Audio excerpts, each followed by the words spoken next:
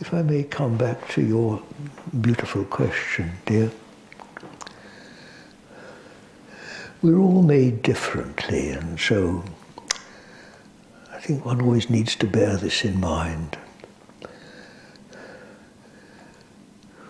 Some of us are more heady and some are more hearty.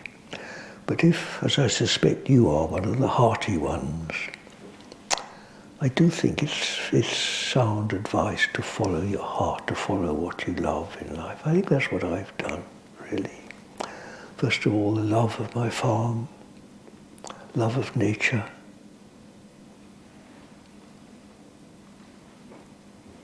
Love of space, love of freedom. I've been lucky in life. I've travelled a lot. I've seen a lot of the great spaces of the world, the deserts, the oceans, great grasslands. I've always loved space. Don't fence me in. Follow what you love and bring you home, won't it? Must do. Really. Trail of love. I think that's another very good way to pray. Just pray what you love. Follow what you love, dear.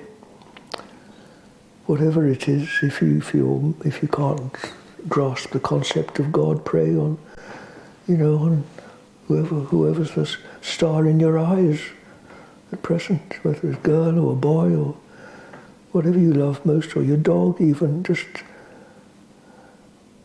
follow what you love. It'll lead you home.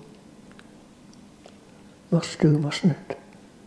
Just little droplets of the ocean of love.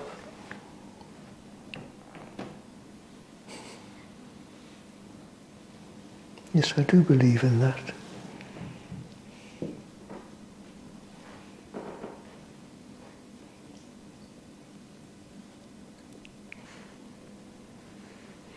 Well, dears, the well is inexhaustible, but you need a bucket. I need something to pull the water up.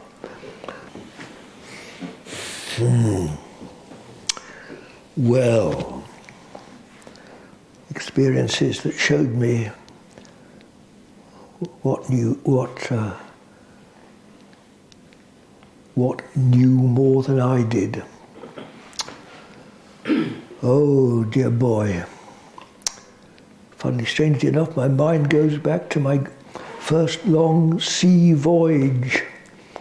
I went round the world by ship when I was a young man to Australia. I wanted to be a cowboy then. That was my dream.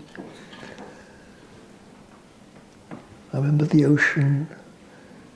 Travelling was marvellous then, before aeroplanes were invented and became common. Everybody went by sea. It was a wonderful experience. Go several weeks out there,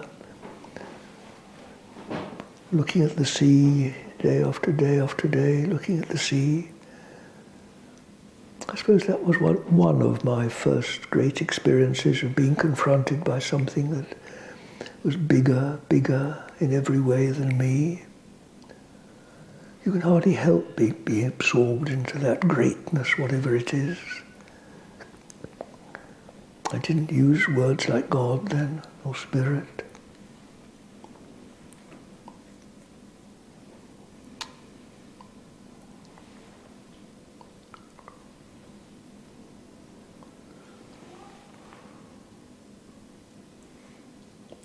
Well, dear, I think, as I said to this lady, perhaps we proceed more by realizing my ignorance than by discovering wisdom. Yes, I think see, life is a very humbling process, isn't it? I find my life's really just been one long catalogue of failure, really. Failed in love, failed with almost everything, really. I don't think I'm a success at all.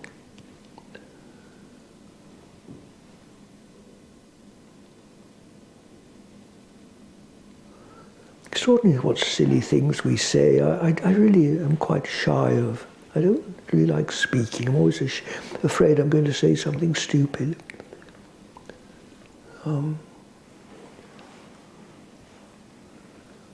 think the tongue's a very dangerous, naughty creature. Beware of it. I don't really like talking.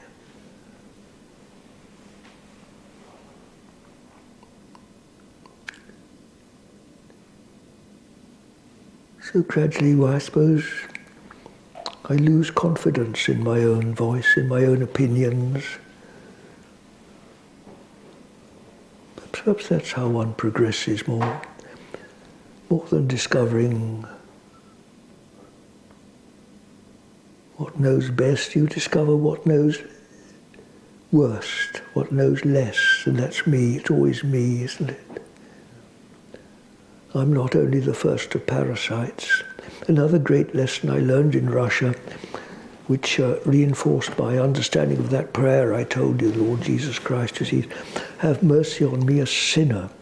Now this is really, really important, because,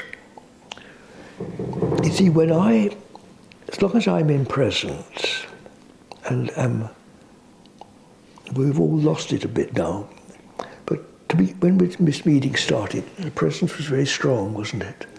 We were all lifted up into that higher reality in which sort of silly me rather got forgotten.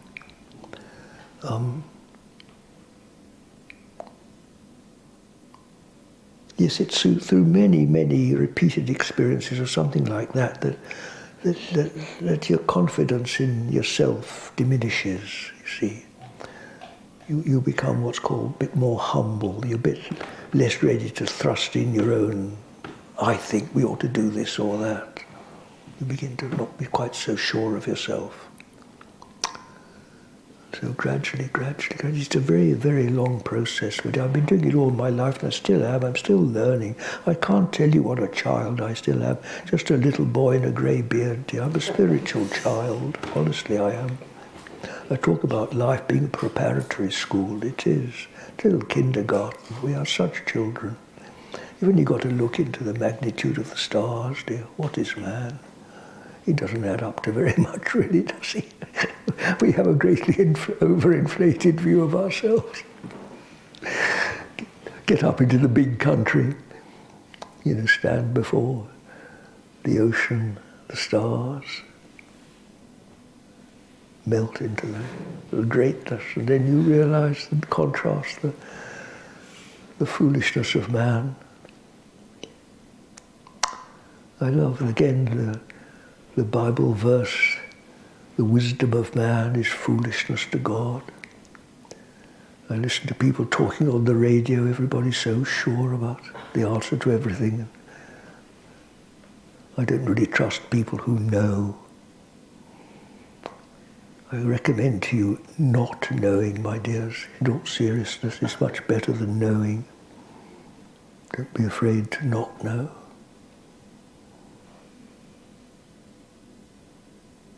You don't know presence, do you? It's a reality, you experience it.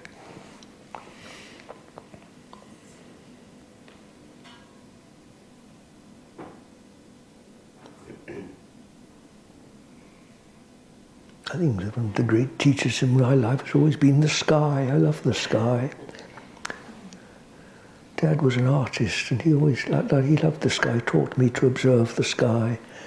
As a farmer, I always look to the sky. I love it. My mind instinctively goes to the sky. Great thing, dear. And you hear your own voice sort of, oh, shut up.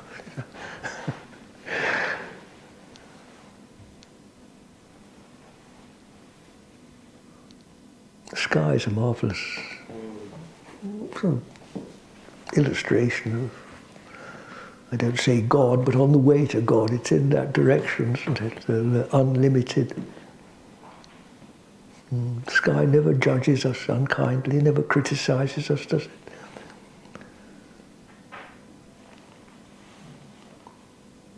Doesn't have a bad thought as far as we know. The bad thoughts are all in here, aren't they? And those bad thoughts in nature, do they? A dog doesn't have a bad thought, or trees, and sheep, or cows don't. It's all in here, isn't it? So gradually this ego, this sort of, we can't get rid of it. It's there, it's a part of our life, but there's always something bigger and wiser. I like to talk of higher authority. That makes sense to me.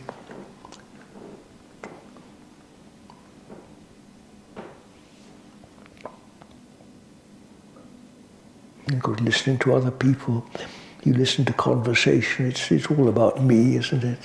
You can bet your boots that it's almost impossible to say anything really without me, I being the sort of centre of it. So human conversation is just virtually just egoism, isn't it? That's why it's a good idea to keep quiet.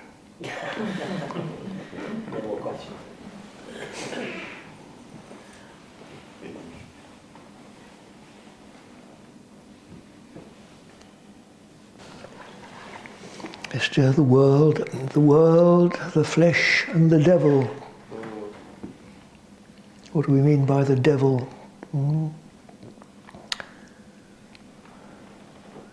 Is it not the ego, the me, the separate me?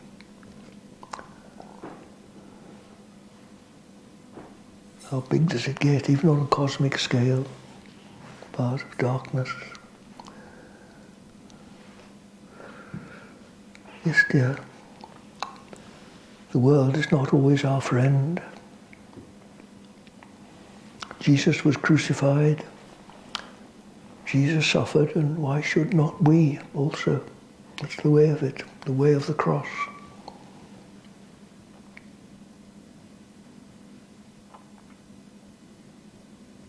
And particularly until our trust in the presence becomes strong enough to outweigh the ridicule and the sense of being ignored and despised and even injured by the world, then of course it's a struggle. And you can be desperately lonely. You feel the most, least understood person in the world. Unloved, unwanted. I have, dear. I've been through all that. Still do, or feel it to some extent.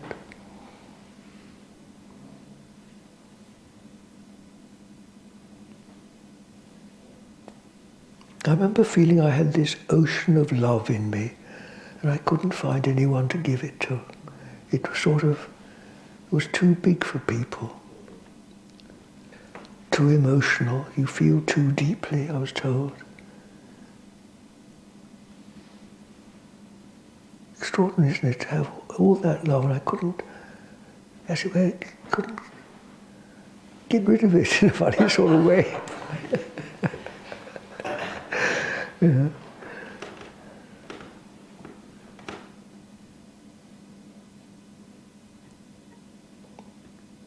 I did my best with farming.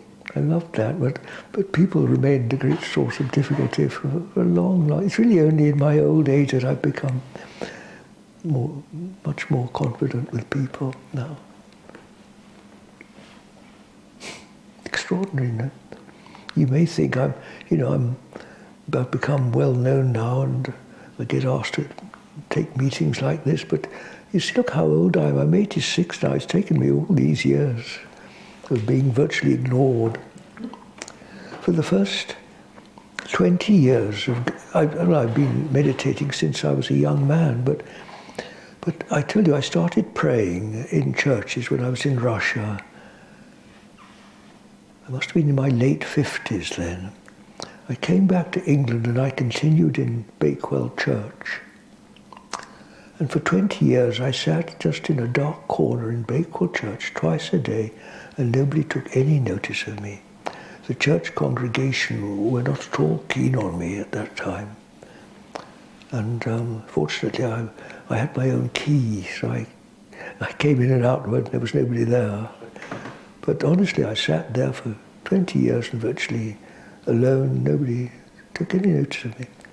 And then, against my will, really, somebody told something on the internet about me, and they asked to interview me, which I refused. I didn't want. They wanted me to go to London. I refused. I didn't want to go. Anyway, they sort of rather forcibly came and made a video of me and published it, and that's why I'm here now, dear. It's all against my will. I didn't want to become a public figure at all. And it's all just happened to me in the last 5 years. Extraordinary, isn't it? So you see, I've had 80 years of being unwanted and unwelcome in this world. I know what it's like. Yes, when you're in presence, you see, where is the darkness? Literally, the darkness melts away, doesn't it? It's just this, isn't it? Now then, when I'm not in presence, now this is the important bit, when I'm not, then what comes in? All the thoughts, the opinions, the imaginings, all the darkness come in, you see. So, all that we call sin, i.e. what isn't God, you see. So, it all depends on me. If I am centered, if I am in presence, the darkness disappears. And when I'm not present, and when I'm absent, in other words, when I've left the Garden of Eden, as God says to Adam, when you leave paradise, you're in the world. And the wages of sin is death. We're in this world of mortality. So it all depends on me. So in wise Russian Orthodoxy, every service without fail, everyone from the patriarch to the humblest cleaner, I am the first of sinners. And it's true that I, John, and each of you as individuals, you try it for yourselves. When you're in the light, everything's in light. The light shines. And when we're in the dark, everything's dark. Mother used to say to me as a little boy, smile and the world smiles with you. Cry and you cry alone. And isn't it true? You see, so I feel very much safer, dear, calling myself the first of sinners than I do make any such claim as that God puts me in this position. Well, it must somehow be God's will, but I wouldn't make too much of that. Not at least as far as I'm concerned. I really do take that seriously, that a bit about. Ultimately, it's my responsibility. I am the first of sinners, and it's by my turning back to repentance, turning back to the light, in other words, repenting, that this is the first step towards putting things towards improvement. So if the world is against you, why? Why is the world against you? Because I'm in the dark. When you're in the light, what happens to the world?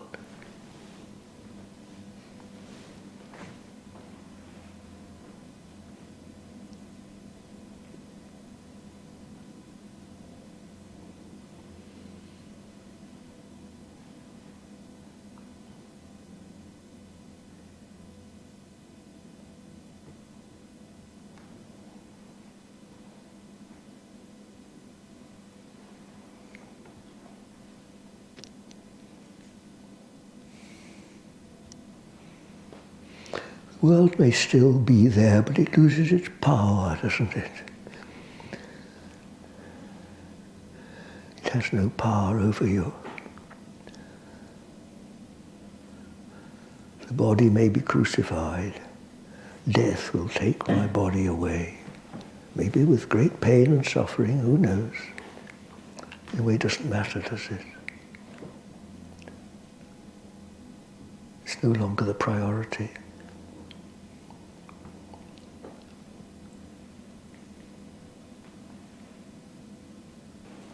I have been blessed at various times, but I do emphasize I'm not one of these people that have had a sudden poof, burst of what they call enlightenment and never looked back. It hasn't been that way at all for me. I've rather taken the long and very gradual, slow plod of everyday practice. And yes, there have been times, particularly this time that you refer to. You've obviously read or heard a bit about me. I was 47 when this happened. I remember looking into the eyes of a woman and looking right through her eyes into, I think I described it as the infinite beyond, the ocean of love beyond, which did really change my life. I couldn't really go back then to being in what my previous life had been. So I entered into a terrible period of nearly 5 years of, I left everything then. Of course, the love for this woman, we were both married, there was no future in it in this world. But I entered into a terrible period of lostness and depression after that.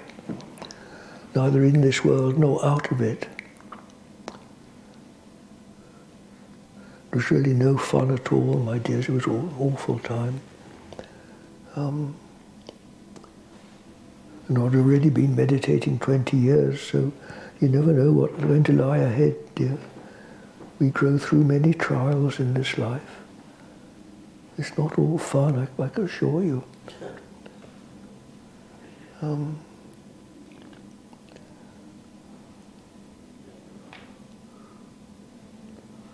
But more gradually, just through many years of meditation, just living, dear, gradually it dawns on us. I don't really want to put too much emphasis on these great experiences, dear. I think it's more useful, really, in encouraging others to keep going, to keep plodding on, dear, along the long, hard road of daily practice. Then, who knows, maybe the sun comes out and you get a glimpse of something beyond encouragements, but very often nothing happens. Most of the time with practice, in my experience, nothing much happens at all. You wonder what on earth it's all for. It seems pointless. Just carry on. Where's it all leading? God knows. What's it all for? God knows. I don't get any clear answers, dear. Maybe now in old age it's clearer than it has been sometimes, a bit. I rather distrust answers. It's best not to know. Into thy hands, God knows. You and I do not.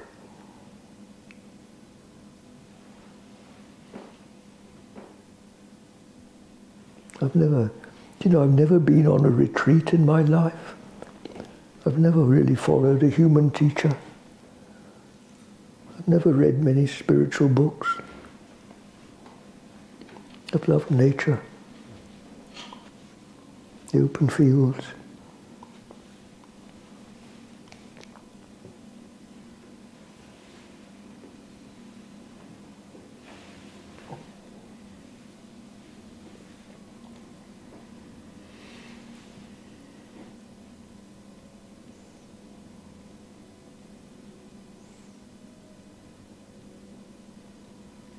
There's much emphasis these days on people. The internet's full of different gurus, all with different answers.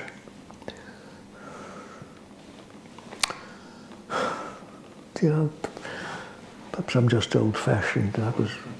I was born before internet was invented. I'm a bit skeptical about new age spirituality. a bit distrustful of self this and self that.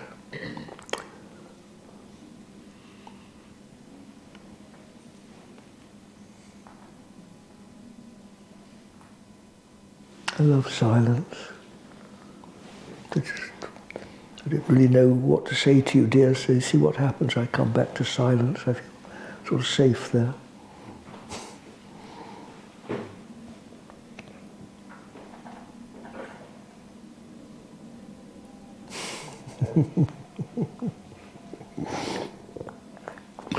That lady at the back, she winked at me. You know? I just love that wink. I don't think there's any better way of conveying all that I'm trying to share with you, dear, than just by a loving wink. Somehow, that it's all right. It's all in God's hands. And they say, don't they, that for those that love God, everything happens for the best. I'm sure it does, really. Even the awful things.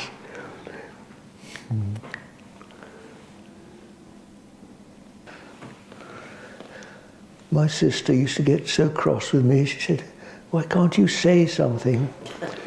I hate silence, she said. If people think silence is empty, I don't know, dear, I'm just a country boy. I'm lucky I was just brought up in the open fields. I'm used to silence. I feel more comfortable with silence than talking. Well, we're conditioned into a world where people admire talking and think it's useful. I don't know why it is. Why do we choose the darkness? We do, don't we? We choose human folly.